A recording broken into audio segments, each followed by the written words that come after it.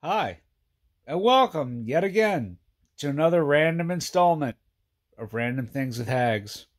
As usual, yours truly, Hagz. Today, I'm getting ready to get to sleeping, get to bed, and I figured this would be the perfect opportunity to keep things random. I don't want it to just be videos of me stuffing my face with different foods. I figured to keep it random, let's talk about different subjects. This one, more appropriately, is about a subject that's near and dear to me, sleep apnea. Unfortunately, it's a condition that I have to deal with. For those of you that are unfamiliar with what sleep apnea is, allow me to elaborate for you. Sleep apnea is a condition that you essentially, to put it in a nutshell, you choke in your sleep and you don't get to get the well rest that you need to fully recover. Allow me to get into detail. There's 4 levels of brain waves that we typically go into. You have beta, alpha, theta, and delta. Beta brain waves is essentially where you're wide awake.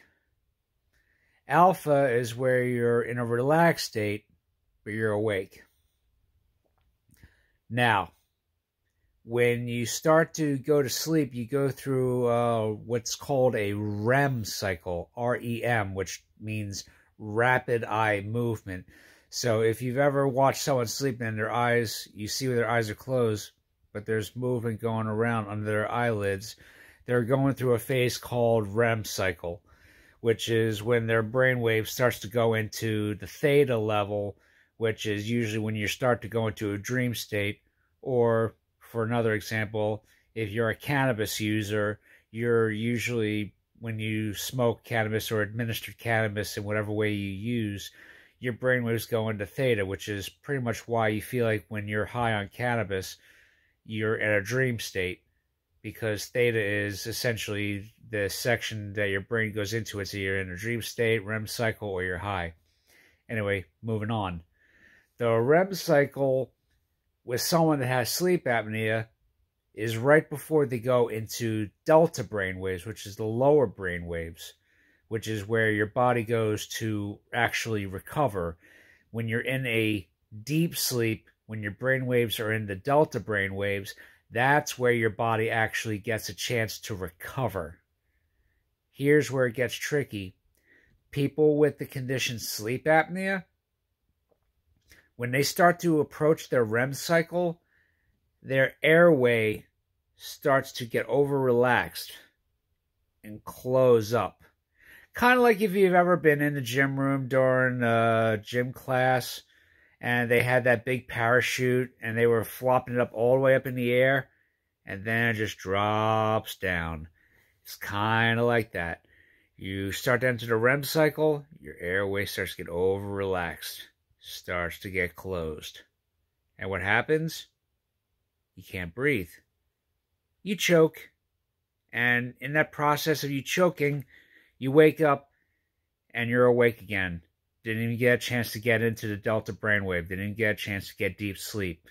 The problem with people with sleep apnea is they don't get deep sleep unless they have something keeping their airwave open while they're attempting to fall asleep.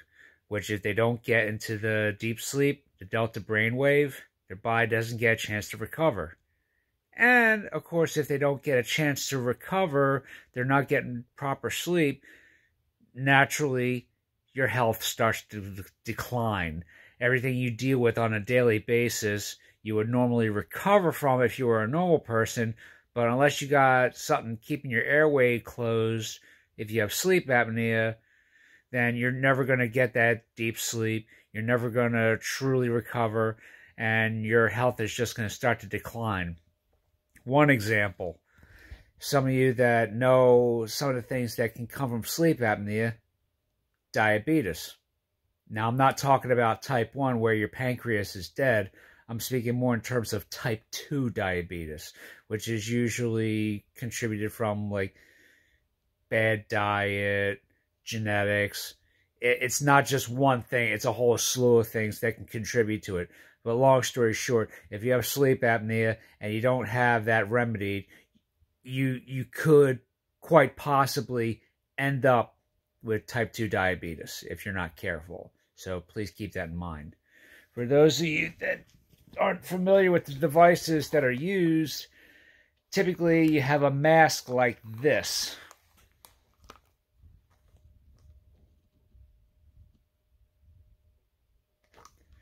Basically, it makes a seal around the face and it forces air into your airway as you sleep, so that way it doesn't close when you start approaching your REM cycle, which allows you to enter the deep sleep cycle and allow your body to recover.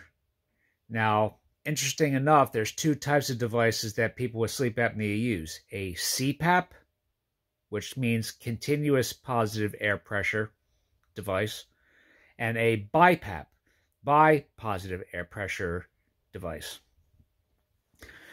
The CPAP is what's traditionally used. The pressure on the inhale and the exhale is the same. The problem that some people have with this is that because of that continuous pressure, some will start to get a claustrophobia style of, it basically feels like you're being choked because the pressure on the inhale and the exhale is the same, so it's kind of hard for you to get used to the breathing that you'd have to do when you're wearing it. I have a BiPAP, so the pressure on the inhale is harder, but the pressure on the exhale is lighter, so it gives you a chance to really exhale and doesn't apply pressure until it detects that you're actually inhaling. So that way, it makes it more comfortable for you to adjust to the continuous positive air pressure, and it allows you to comfortably be able to use it to go from the REM cycle to deep sleep. So basically, this is where I'm getting at. If you have sleep issues, I would get it checked. Go to a sleep doctor. I mean, what's the worst they could have? You find out that nothing is wrong with you, or you find out that there's an issue and you can start working on a resolution, because the main thing is nutrition's important, hydration's important, lifestyle's important. All those are important, but the main thing, I will tell you this for sure, the main thing that is the most important is sleep. Don't be like me when I was younger, where I would burn the candle at both ends, trying to do work, live life, and, act like, oh, I'll be awake forever. No, trust me, when you start getting older, you're going to appreciate sleep very much. You're going to feel so much better when you realize, hey, this is actually getting my body to heal and recover and regenerate and do all this other type of stuff that's helping me, stay alive from the stupid stuff that I've done on a day-to-day basis. But anyway, I figured I'd give you all a little bit of a tidbit of, my world. Yeah, that's sleep apnea. It can be quite difficult to deal with, but if you treat it early on, you'll definitely thrive much further than you would without it. Just make sure that you use if you find out you have sleep apnea and you are given a device by your sleep doctor, your insurance company, and all that, use it. Always use it. Not just when you're, going for your 4 to 8 hours of sleep, depending on your lifestyle and your job and the things that you got to deal with. I'm pretty sure that if you're a parent of a child or several children, you have less sleep than that. So if you have sleep apnea and you got children, please, even when you have a little bit of sleep, use the mask. Even if you power nap, even if it's just a regular nap, even if it's for like a few minutes, put the damn mask on and go to sleep. In any event, thank you for watching this informative video from Random Things with Hagz. As always, I'm your host, Hagz. Take it easy.